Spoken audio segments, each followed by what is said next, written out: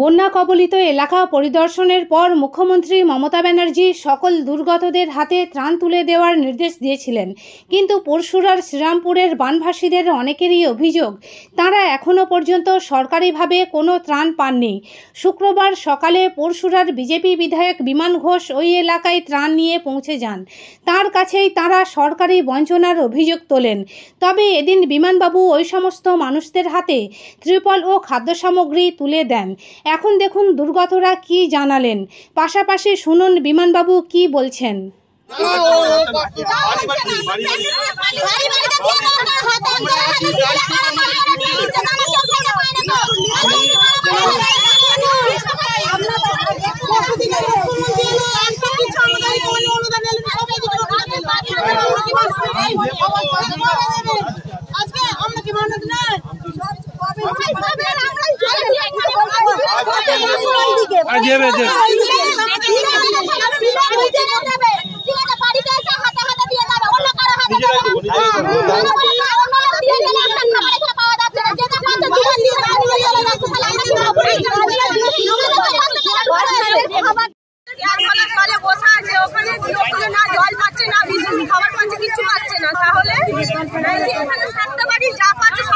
মুখ্যমন্ত্রী তো এসেছিলেন, ত্রাণ দেওয়ার কথা বলে গেলেন।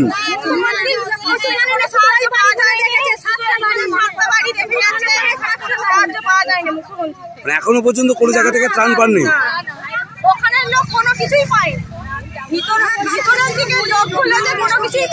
আজকে তো শুক্রবার, প্রায় 4 দিন হয়ে গেল।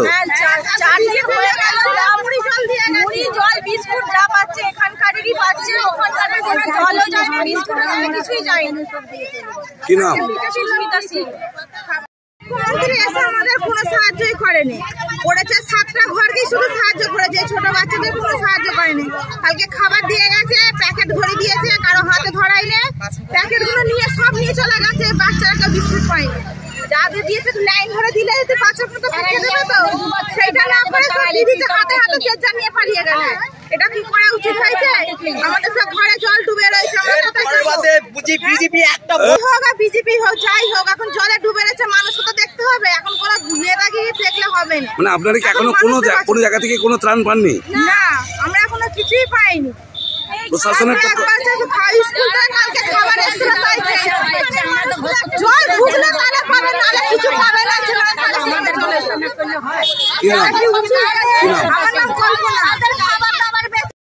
কালকে বিজেপি থেকে লোক এসে খাবার, জল, বিস্কুট সব দিয়ে গেছে, মুড়ি দিয়ে গেছে, কিন্তু টিএমসি থেকে কিছু দিয়ে যায়নি আমাদের। আজকেও তো এমএলএ এসেছে দেখছি।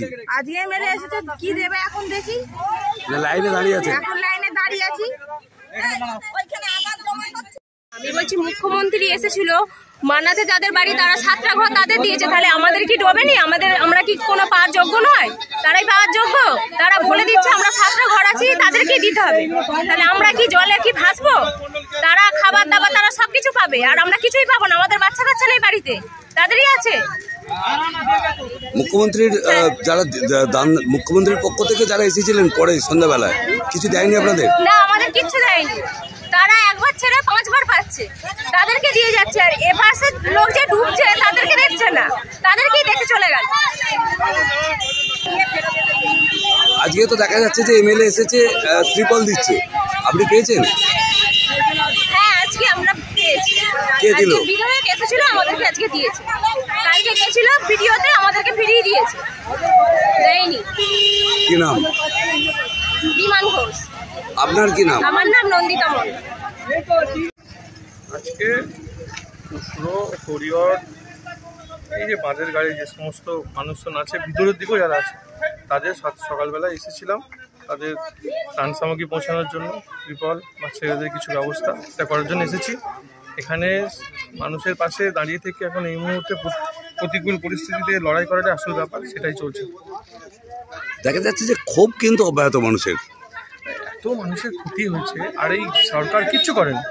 একটা গার্ডওয়ালের দরকার, যেটার জন্য বারবার বন্যা আসছে। গার্ডওয়াল বারবার বলা হয়েছে, কিন্তু কোনো কিছু করে লাভ কিছু নেই।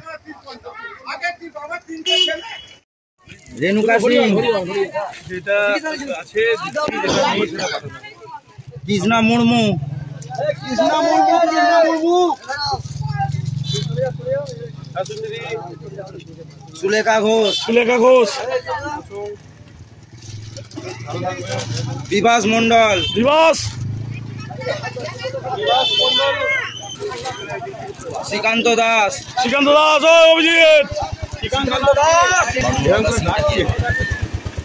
স্বর্ণলতা সিং,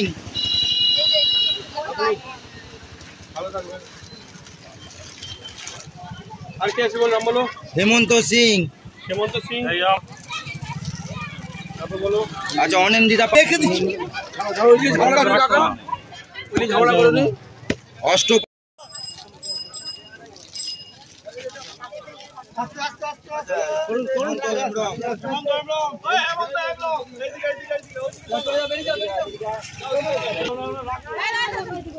সুভাষ সিং, প্রভাস সিং,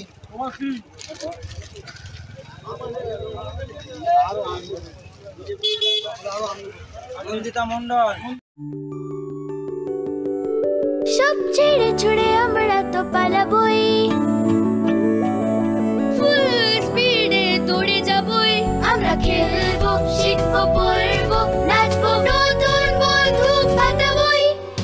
কিচি কিচিতে, কিচি কিচিতে। বাচ্চাদের কিডজি থেকে দূরে রাখা অসম্ভব। কিডজি, ইন্ডিয়ার ফেভারিট প্রি স্কুল।